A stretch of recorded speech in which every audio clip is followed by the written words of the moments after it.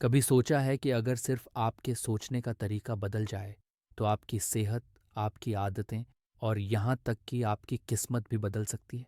नमस्ते दोस्तों। आज हम शुरू कर रहे हैं एक बेहद खास सफ़र, डॉ जो डिस्पेंजा की किताब यू आर द प्लेसिबो का हिंदी ऑडियो बुक स्टाइल सारांश।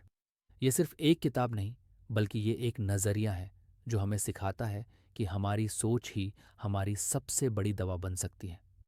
15 चैप्टर्स में हम समझेंगे कि कैसे हमारी मान्यताएं, इमोशंस और माइंड का इस्तेमाल करके हम अपनी हेल्थ, हैबिट्स और पूरे जीवन को नया रूप दे सकते हैं। तो चलिए शुरू करते हैं। पहला चैप्टर, बदल सकती है आपकी सोच, आपकी ज़िंदगी। क्या कभी आपने किसी को देखा है जो बिना दवा के ठीक हो गया हो? जैसे किसी ने सिर्फ मन से मान लिया कि वो ठीक है और उसका शरीर भी वाकई ठीक हो गया। सुनने में थोड़ा अजीब लगता है, लेकिन ऐसा सच में होता है। इसी को कहते हैं प्लेसिबो इफेक्ट। और डॉक्टर जो डिस्पेंजा की ये किताब यू आर द प्लेसिबो इसी कमाल की ह्यूमन एबिलिटी के बारे में है, जहां आपका माइंड ही आपकी सबसे बड़ी मेडिसिन बन जाता है। ये कोई जादू नहीं, बल्कि साइंस है। ऐसी साइंस जो अभी तक हमने पूरी तरह समझी ही नहीं थी। इमेजिन करो, कोई इंसान जिसे डॉक्टर ने कह दिया कि अब वो कभी वॉक नहीं कर पाएगा, लेकिन वो इंसान हर रोज अपने दिमाग में खुद को चलता हुआ इमेजिन करता है। वो खुद को हील होते हुए महसूस करता है और कुछ ही महीनों में वो वाकई चलने लगता है, बिना किसी सर्जरी या मेडिसिन के। अब जरा रुक के सोचिए, अगर माइंड इतना पावरफुल है तो फिर हम उसका इस्तेमाल छोटी मोटी दिक्कतों में क्यों नहीं कर सकते? डॉक्टर डिस्पेंजा की अपनी लाइफ भी इसी थ्योरी की प्रूफ है। एक एक्सीडेंट में उनकी स्पाइन इतनी बैडली डैमेज हो गई थी कि डॉक्टर्स ने कह दिया था सर्जरी के बिना रिकवरी नामुमकिन है। लेकिन उन्होंने सर्जरी नहीं कराई। इंस्टेड उन्होंने हर दिन अपने माइंड में ये इमेजिन करना शुरू किया कि उनकी स्पाइन कैसे धीरे धीरे जुड़ रही है, हील हो रही है, और कुछ हफ्तों में बिना किसी एक्सटर्नल इलाज के वो फिर से चलने लगे। ये कहानी सुनने में अनबिलीवेबल लगती है, लेकिन ऐसा सिर्फ वो ही नहीं, कई लोग कर चुके हैं। फर्क बस माइंडसेट का है। अगर आप मानते हो कि आप बदल सकते हो, तो बॉडी भी उसी हिसाब से रिस्पॉन्ड करती है। और अगर आप खुद पर ही डाउट करोगे, तो कोई थेरेपी या दवाई भी काम नहीं करेगी। तो इस पहले चैप्टर का सबसे बड़ा मैसेज ये है, आपकी सोच ही आपकी रियलिटी बनाती है। अगर आप खुद को एक विक्टिम मानते हो, तो आप वैसे ही बिहेव करने लगते हो। लेकिन अगर आप खुद को एक क्रिएटर मान लो, तो आप अपनी लाइफ को नए तरीके से डिज़ाइन करना शुरू कर सकते हो। चैप्टर 2, कैसे एक नकली गोली बन जाती है असली इलाज। अब थोड़ा गहराई से समझते हैं कि प्लासिबो इफेक्ट असल में काम कैसे करता है। मान लो किसी को सिर में दर्द है। डॉक्टर उसे एक सिंपल गोली देता है, लेकिन उसे कहता है कि यह बहुत पावरफुल पेन किलर है। हकीकत में वो गोली सिर्फ शक्कर की है, लेकिन क्योंकि पेशेंट ने डॉक्टर की बात मान ली और पूरी फेथ के साथ उस गोली को लिया, कुछ ही मिनटों में उसका दर्द गायब हो जाता है। अब सोचो, ऐसा कैसे हो सकता है? क्योंकि उस इंसान का ब्रेन उस विश्वास को फिजिकल रियलिटी में बदल देता है। ब्रेन सिग्नल्स भेजता है, केमिकल्स रिलीज करता है, और बॉडी नेचुरली रिएक्ट करती है, जैसे कि उसने सच में कोई पावरफुल दवा ली हो। इस प्रोसेस को न्यूरोसाइंस और बायोलॉजी दोनों सपोर्ट करते हैं। जब आप किसी चीज़ को स्ट्रांगली बिलीव करते हो, तो आपके थॉट्स केमिकल रिएक्शंस ट्रिगर करते हैं, और यही बात नेगेटिव बिलीव्स पर भी लागू होती है। अगर आप बार बार सोचते हो कि मैं बीमार हूँ या मेरी लाइफ कभी बेहतर नहीं हो सकती, तो बॉडी उस सोच के मुताबिक रिएक्ट करती है। धीरे धीरे आप खुद को उस नेगेटिव लूप में डाल देते हो जहाँ से निकलना मुश्किल होता है। इसलिए प्लेसिबो सिर्फ दवाई नहीं, ये आपके विश्वास की ताकत है, और ये शक्ति हर इंसान के अंदर होती है। फर्क बस इतना है कि कोई इसे जागरूक होकर यूज करता है और कोई बिना सोचे समझे खुद को कमजोर मानकर छोड़ देता है। इस चैप्टर में डॉक्टर डिस्पेंजा कहते हैं कि प्लासिबो को समझना मतलब खुद को समझना। ये जानना कि हम कैसे अपनी थिंकिंग से खुद को बीमार या सेहतमंद बना सकते हैं। इसका मतलब ये भी है कि हमें हर चीज़ के लिए बाहर सॉल्यूशन ढूंढने की ज़रूरत नहीं। कई बार सॉल्यूशन हमारे अंदर ही होता है, हमारे थॉट पैटर्न्स और इमोशंस में। चैप्टर 3, जब माइंड बन जाता है डॉक्टर। अब तक आपने जाना कि आपके बिलीफ्स आपकी बॉडी को कैसे इन्फ्लुएंस करते हैं। अब बात करते हैं कि कैसे हमारा माइंड एक रियल डॉक्टर की तरह एक्ट कर सकता है। मतलब वो काम जो कोई मेडिकल एक्सपर्ट या एक्सपेंसिव दवा करती है, वो हमारा माइंड भी कर सकता है, अगर हम उसे सही तरीके से ट्रेन करें। डॉक्टर डिस्पेंजा बताते हैं कि जब कोई इंसान जेन्युइनली बिलीव करता है कि वो ठीक हो रहा है, तो ब्रेन और बॉडी के बीच एक कम्युनिकेशन शुरू होता है। ब्रेन सिग्नल्स भेजता है इम्यून सिस्टम को, हॉर्मोन्स को और सेल्स को, और बॉडी उस पर काम करना शुरू कर देती है। ये सब बिना किसी एक्सटर्नल इनपुट के होता है। No medicine, no surgery, just pure belief और फोकस्ड इंटेंशन। और माइंड को डॉक्टर बनाने का प्रोसेस शुरू होता है अवेयरनेस से। अवेयरनेस कि आप क्या सोच रहे हो, क्या फील कर रहे हो और कैसे रिएक्ट कर रहे हो।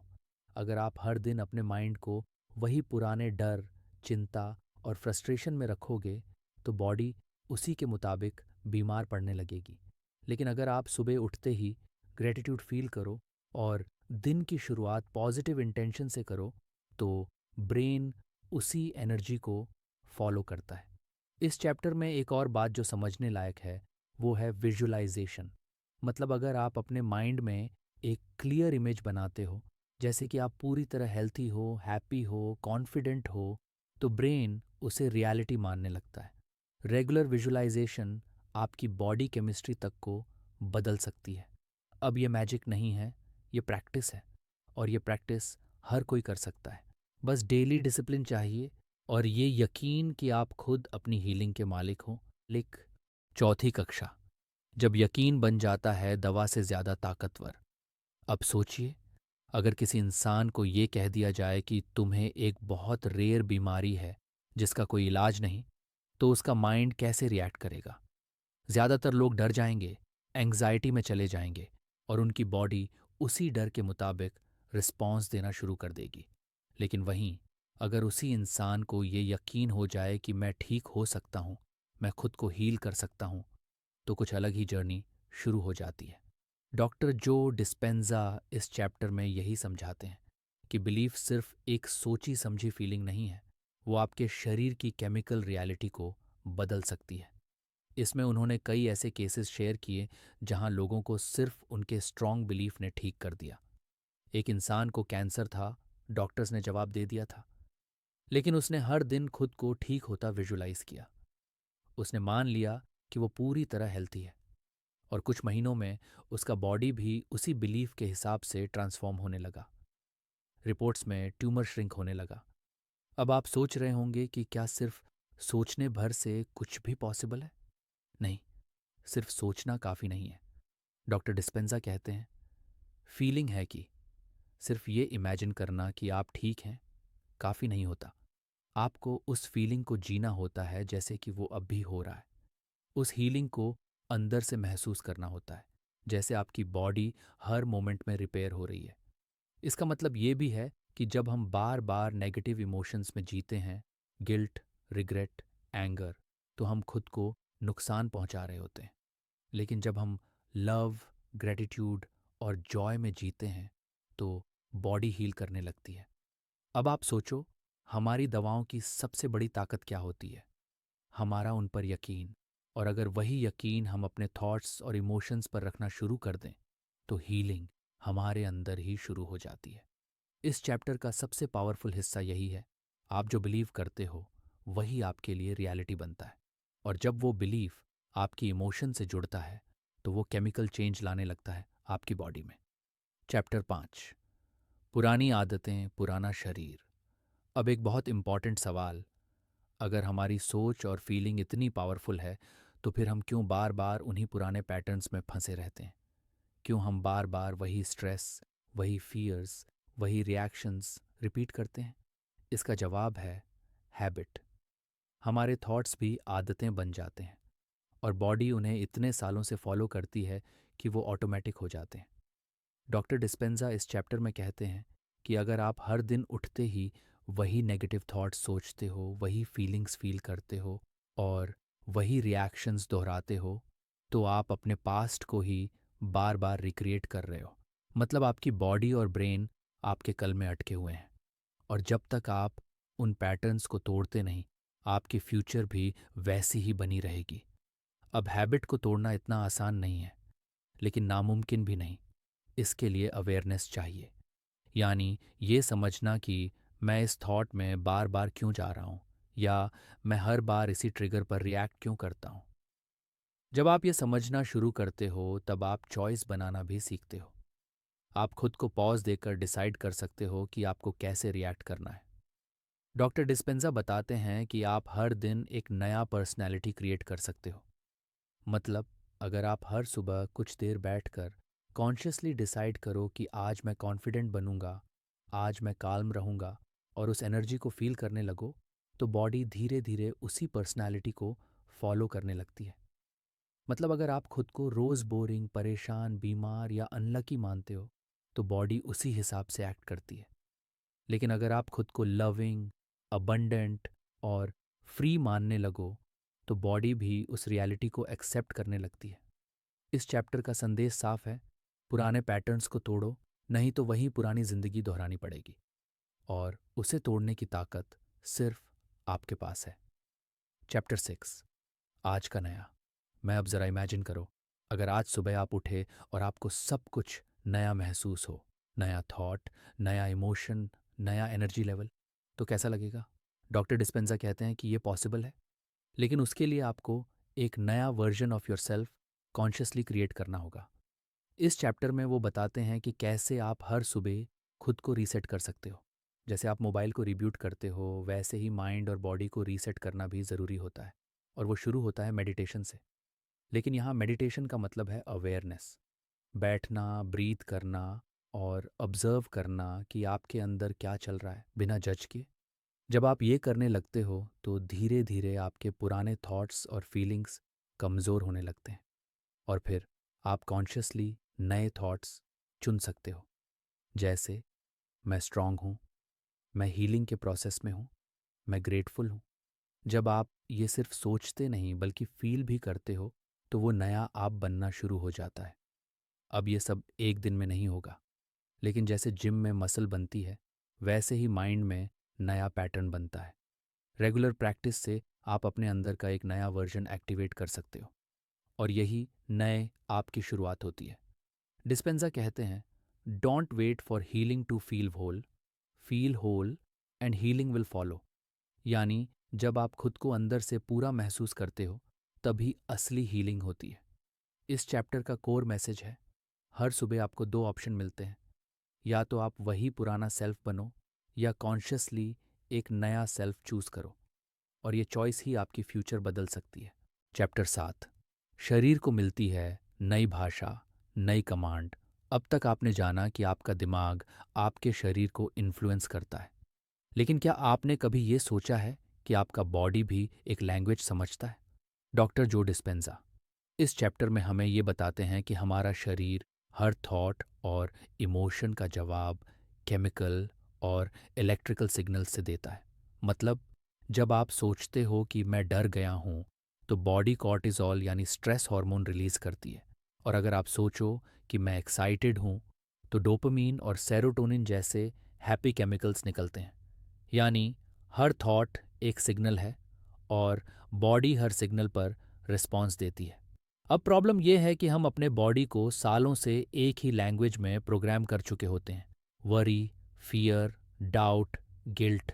और बॉडी उस लैंग्वेज को इतनी बार सुन चुकी होती है कि वो उसी हिसाब से काम करने लगती है, जैसे कोई ओल्ड हैबिट जो बॉडी के अंदर घुस चुकी हो। और तब ये लैंग्वेज इतनी स्ट्रांग हो जाती है कि हम सोचते भी नहीं, बस उसी डिफ़ॉल्ट मोड में रिएक्ट करते हैं। लेकिन डिस्पेंजा कहते हैं, अगर बॉडी एक लैंग्वेज समझती है, तो आप उसे दूसरी लैंग्वेज भी सिखा सकते हो। एक नई language, gratitude, calmness, self belief और हीलिंग की। इसके लिए सबसे पहले अवेयरनेस चाहिए। ये पहचानना कि आपकी बॉडी किस इमोशन के हिसाब से रिएक्ट कर रही है। फिर डेली प्रैक्टिस से आप धीरे धीरे बॉडी को उस नए पैटर्न पर शिफ्ट कर सकते हो।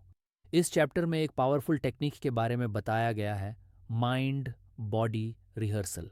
मतलब आप अपने माइंड में एक ऐसा सीन इमेजिन करते हो जिसमें आप पूरी तरह हेल्थी, हैप्पी और कॉन्फिडेंट हो, और उस सीन को बार बार रिहर्स करते हो जैसे कोई एक्टर स्क्रिप्ट रिहर्स करता है। इससे बॉडी को एक नई रियलिटी का एक्सपीरियंस होने लगता है, इवन अगर वो अभी तक फिजिकल वर्ल्ड में एग्जिस्ट नहीं कर रही। और धीरे धीरे बॉडी उस न्यू इमोशनल स्टेट में रहना सीख जाती है। इसका सबसे खूबसूरत असर ये होता है कि हीलिंग सेल्फ इनिशिएटेड हो जाती है। अब बॉडी एक्सटर्नल इनपुट का वेट नहीं करती, वो खुद हीलिंग शुरू कर देती है। यानी आप बॉडी को नया मैसेज देना सीख जाओ तो हीलिंग एक हैबिट बन जाती है, और ये हैबिट आपको पुराने डर और लिमिट्स से आज़ाद कर देती है। चैप्टर 8, जब टाइम और स्पेस को पार करता है यकीन। अब यहाँ एक बहुत ही डीप कॉन्सेप्ट आता है कि कैसे आपकी सोच समय और स्पेस से भी ऊपर उठ सकती है। डिस्पेंजा कहते हैं कि जब आप ट्रूली मेडिटेट करते हो तो आप उस स्टेट में चले जाते हो जहाँ ना टाइम होता है ना स्पेस। वो कहते हैं कि उस स्टेट को हम कहते हैं द क्वांटम फील्ड, एक ऐसी जगह है जहाँ इन्फिनिट पॉसिबिलिटीज़ एग्जिस्ट करती हैं। अब सुनने में थोड़ा साइंस फिक्शन लग सकता है, लेकिन बात पूरी तरह ग्राउंडेड है। क्वांटम फिजिक्स ये कहती है कि हर चीज़ एनर्जी है, आपका शरीर, आपकी सोच, आपकी मेमोरीज, सब कुछ। और जब आप अपने अवेयरनेस को इस फिजिकल रियलिटी से हटाकर प्योर एनर्जी में ले जाते हो तो आप अपने पुराने आइडेंटिटी से बाहर निकल जाते हो। इसका मतलब ये है कि जब आप किसी प्रॉब्लम में अटके होते हो, जैसे बीमारी, फाइनेंशियल टेंशन या रिलेशनशिप स्ट्रेस, तो आप उसी फ्रीक्वेंसी में फंसे रहते हो। लेकिन अगर आप अपने माइंड और इमोशन को उस स्टेट से अलग करके एक हायर फ्रीक्वेंसी पर शिफ्ट करते हो तो आप लिटरली एक न्यू पॉसिबिलिटी को अट्रैक्ट करने लगते हो। डिस्पेंजा इस चैप्टर में ये समझाते हैं कि हीलिंग तब शुरू होती है जब आप अपने पुराने सेल्फ को पीछे छोड़ देते हो, और ये तभी पॉसिबल होता है जब आप अपने इनर वर्ल्ड में इतना डीप चले जाओ कि आउटर वर्ल्ड टेम्पोरेरीली बंद हो जाए। ये कोई मुश्किल मेडिटेशन नहीं है, बस ब्रीथ करना, ध्यान केंद्रित करना और अपने पुराने थॉट्स को ऑब्जर्व करना। धीरे धीरे आप खुद को एक न्यू पॉसिबिलिटी में डिसॉल्व करते हो। और यहाँ एक बहुत इंपॉर्टेंट पॉइंट आता है, आपको उस हीलिंग को पहले महसूस करना होगा, रियलिटी बनने से पहले। यानी अगर आपको एबंडेंस चाहिए तो पहले आप खुद को अबंडेंट महसूस करो। अगर आपको लव चाहिए तो पहले लव फील करो, तभी वो एक्सपीरियंस आपकी लाइफ में अट्रैक्ट होगा। इस चैप्टर का सबसे बड़ा लेसन है, you don't get what you want, you get who you are. और अगर आप अपनी एनर्जी को बदल देते हो तो आपकी पूरी रियलिटी बदल सकती है। चैप्टर 9, खुद को देखना जैसे बाहर से देख रहे हो। अब बात करते हैं एक ऐसी एबिलिटी की जो हर इंसान के पास होती है, लेकिन हम शायद उसे इग्नोर कर देते हैं, खुद को ऑब्जर्व करने की पावर। डॉक्टर डिस्पेंजा इस चैप्टर में कहते हैं कि अगर आप खुद को थोड़ा दूर से देख पाएं, जैसे कोई आउटसाइडर होकर अपने थॉट्स और फीलिंग्स को नोटिस करें, तो आप खुद को बदल सकते हैं। मान लीजिए आप हर दिन एक ही चीज़ को लेकर स्ट्रेस्ड रहते हो, सेम वरी, सेम फ्रस्ट्रेशन। अगर आप बस इतना कर लो कि पॉज लेकर सोचो, अभी मैं ऐसा क्यों फील कर रहा हूँ, क्या ये थॉट वाकई सच है, तो आप उस थॉट की पकड़ से बाहर आ सकते हो। इसी को कहते हैं मेटाकॉग्निशन, यानी आप खुद की थिंकिंग को ऑब्जर्व कर रहे हो। जब आप ऐसा करते हो तो आप अपने ऑटोमेटिक इमोशनल रिएक्शंस को तोड़ सकते हो, और जब आप रिएक्शन को रोकते हो तो उसी मोमेंट में आपकी पावर होती है to choose a new thought, a new emotion, a new reaction. Doctor Dispenza बताते हैं कि यही वो मोमेंट होता है जहां आपकी ट्रांसफॉर्मेशन शुरू होती है। अगर आप हर बार ओल्ड हैबिट से रिएक्ट करते हो तो आप वही ओल्ड सेल्फ रिपीट कर रहे हो। लेकिन अगर आप पॉज लेकर रिस्पॉन्ड करते हो अवेयरनेस से, तो आप अपने फ्यूचर को कॉन्शियसली डिज़ाइन करना शुरू करते हो। इस चैप्टर में एक गाइडेड प्रोसेस भी बताया गया है, कैसे आप खुद को ऑब्जर्वर बना सकते हो। बस 10 से 15 मिनट बैठो, आइज़ क्लोज करो और अपने थॉट्स को बिना जज किए नोटिस करो। वो कहाँ से आ रहे हैं, वो कैसे फीलिंग ला रहे हैं, और क्या आप उन्हें जाने दे सकते हो। धीरे धीरे ये हैबिट बन जाती है अपने माइंड को मैनेज करने की, और जब माइंड मैनेज्ड होता है तो लाइफ भी मैनेज्ड हो जाती है। चैप्टर 10, जब आप अपने डर को पीछे छोड़ देते हैं। अब आप सोचो, हम सब की लाइफ में कोई ना कोई डर होता है। कभी हेल्थ को लेकर, कभी फ्यूचर को, कभी पैसे को, या फिर किसी रिलेशनशिप को लेकर। डॉक्टर जो डिस्पेंजा इस चैप्टर में कहते हैं कि जब तक हम इन डर से बाहर नहीं निकलते, तब तक हम अपने अंदर की एनर्जी को पूरी तरह अनलॉक नहीं कर सकते। डर सिर्फ एक इमोशन नहीं होता, ये आपकी पूरी बॉडी को इन्फ्लुएंस करता है। जब भी आप डरते हो तो बॉडी फाइट और फ्लाइट मोड में चली जाती है, और बार बार डरने से बॉडी परमानेंट स्ट्रेस स्टेट में रहने लगती है। इसका मतलब ये कि सेल्स हीलिंग नहीं करती, इम्यून सिस्टम वीक हो जाता है, और बॉडी धीरे धीरे ब्रेक डाउन करने लगती है। डिस्पेंजा बताते हैं कि डर कोई बाहर से नहीं आता, वो मोस्टली हमारे माइंड की क्रिएशन होता है। और सबसे इंटरेस्टिंग बात यह है कि हमारा माइंड डर को इतना बार रिपीट करता है कि वो एक मेमोरी बन जाती है। फिर हम हर सिचुएशन को उसी पुराने डर की नज़र से देखना शुरू कर देते हैं। इसका सॉल्यूशन क्या है? सबसे पहले ये समझना कि आप अपने डर नहीं हो। डर बस एक टेम्परेरी रिएक्शन है। आप उससे ऑब्जर्वर बन सकते हो। जैसे अगर आपके मन में आया कि मुझे ये बीमारी ठीक नहीं होगी, तो खुद से पूछो, क्या ये सच है? क्या मैंने हर कोशिश की है? क्या मैं आज इस डर को थोड़ा छोड़ सकता हूँ? डिस्पेंजा कहते हैं कि जैसे ही आप डर से एक कदम पीछे हटते हो, आपका बॉडी भी उस ग्रिप से फ्री होने लगता है, और फिर हीलिंग की एनर्जी फ्लो होने लगती है। अब ये कोई मैजिक नहीं है, ये एक प्रैक्टिस है। हर दिन थोड़ा सा अपने डर को ऑब्जर्व करना, एक्नॉलेज करना, और फिर कॉन्शियसली एक नए इमोशन को चूज़ करना, जैसे कंपैशन, करेज या ट्रस्ट। इस चैप्टर में सबसे गहरी बात यह है, healing begins when fear ends, और ये एंड बाहर से नहीं, अंदर से आता है। चैप्टर 11, जब इमेजिनेशन बनती है रियलिटी का ब्लूप्रिंट। अब थोड़ा सा बचपन याद करो। जब हम छोटे थे तो सब कुछ पॉसिबल लगता था, फ्लाइंग, डिसअपीयरिंग, कोई भी बनने की ड्रीम। पर जैसे जैसे बड़े हुए, सोसाइटी ने हमें सिखाया कि सिर्फ रियलिटी को देखो, ड्रीम मत देखो, प्रैक्टिकल बनो। लेकिन डॉक्टर जो डिस्पेंजा कहते हैं कि इमेजिनेशन ही असली टूल है जिससे आप अपनी रियलिटी डिज़ाइन कर सकते हो। इस चैप्टर में वो समझाते हैं कि जब आप किसी चीज़ को स्ट्रांगली इमेजिन करते हो, चाहे वो हेल्थ हो, हैप्पीनेस हो या सक्सेस, और उसे फील भी करते हो, तो आपका ब्रेन उसी एक्सपीरियंस के सर्किट्स बनाना शुरू कर देता है। यानी जो अभी हुआ ही नहीं, उसका न्यूरोलॉजिकल ब्लूप्रिंट बनना शुरू हो जाता है। अब यहाँ फ़र्क आता है, सिर्फ सोचना और सच में बिलीव करना। कई लोग बस सोचते हैं कि काश ऐसा हो, लेकिन अंदर से डाउट करते रहते हैं। लेकिन जो लोग खुद को विजुलाइज करते हैं जैसे कि वो ऑलरेडी उस स्टेट में हैं, उनका ब्रेन और बॉडी उसी डायरेक्शन में शिफ्ट होने लगते हैं। डिस्पेंजा इस टेक्निक को मेंटल रिहर्सल कहते हैं।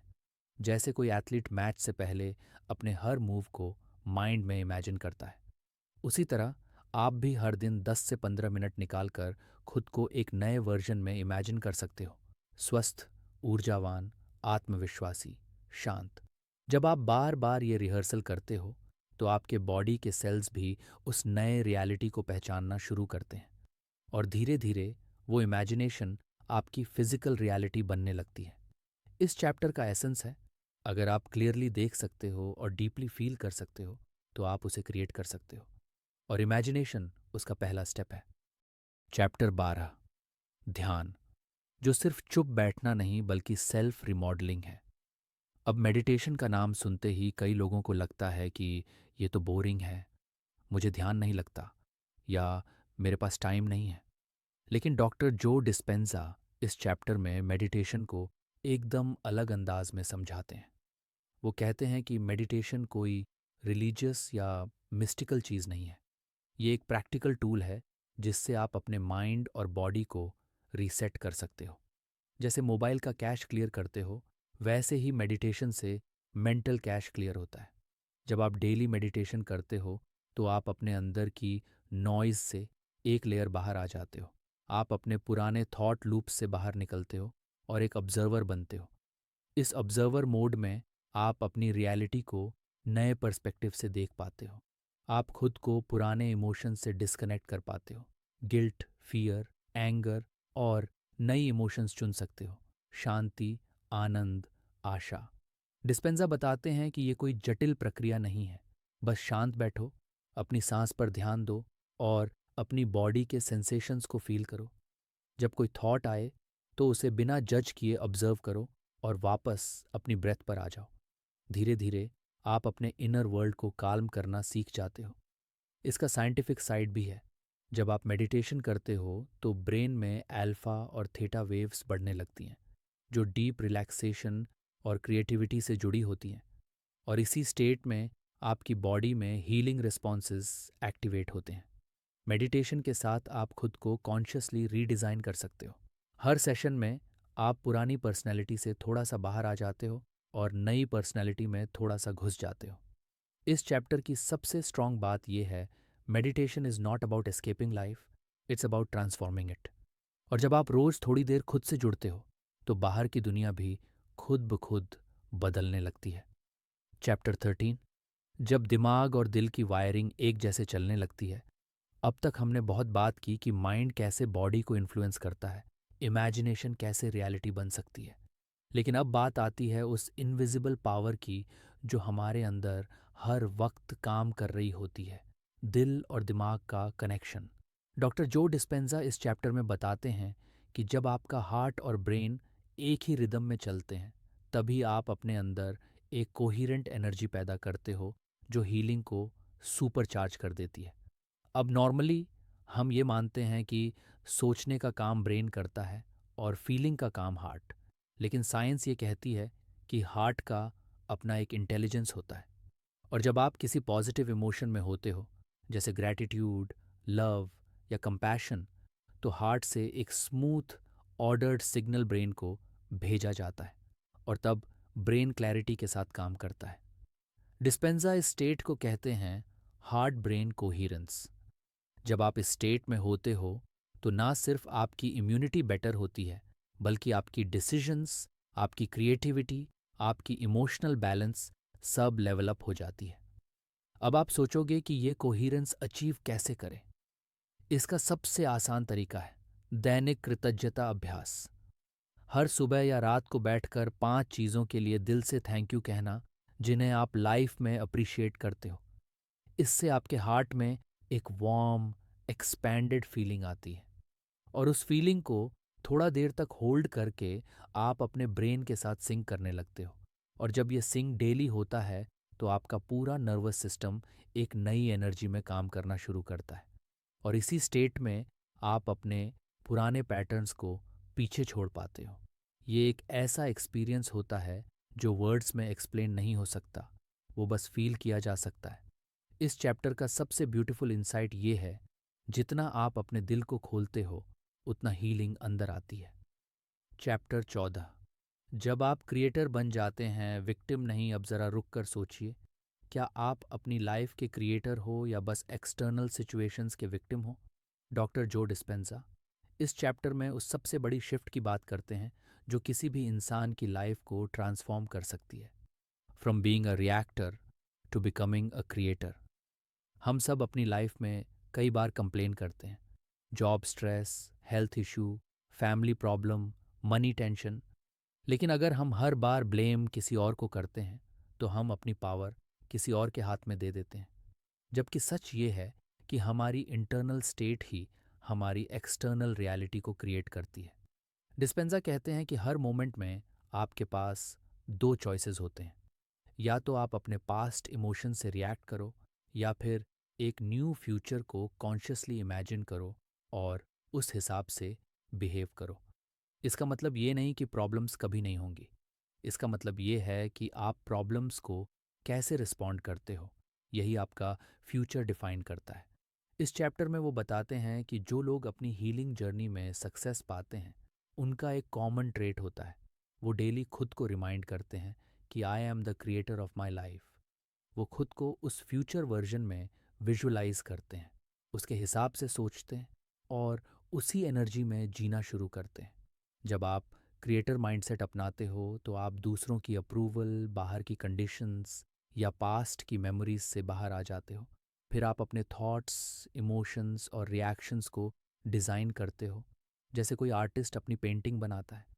इस चैप्टर का सबसे स्ट्रॉन्ग मैसेज है, आपका फ्यूचर पहले आपकी इमेजिनेशन में बनता है, फिर रियलिटी में। और जब आप क्रिएटर माइंडसेट से जीना शुरू करते हो, तब आप वो इंसान बनते हो जिसे आप हमेशा से बनना चाहते थे। चैप्टर 15। जब हीलिंग एक नेचुरल हैबिट बन जाती है, तो अब जब ये सफ़र लगभग पूरा हो चुका है, तो एक बार खुद से पूछिए, आपने क्या सीखा? सिर्फ थ्योरीज नहीं, बल्कि वो रियल फील जो हर चैप्टर में एक नई एनर्जी लेकर आया। डॉक्टर जो डिस्पेंजा की इस किताब का कोर मैसेज बहुत सिंपल है। You are not a victim of your genes, your past और your environment. You are the placebo. यानी आप खुद अपने जीवन की सबसे बड़ी दवा हैं। आपकी सोच, आपकी भावनाएं और आपकी अवेयरनेस वो टूल हैं जो आपके शरीर और ज़िंदगी को हील कर सकते हैं।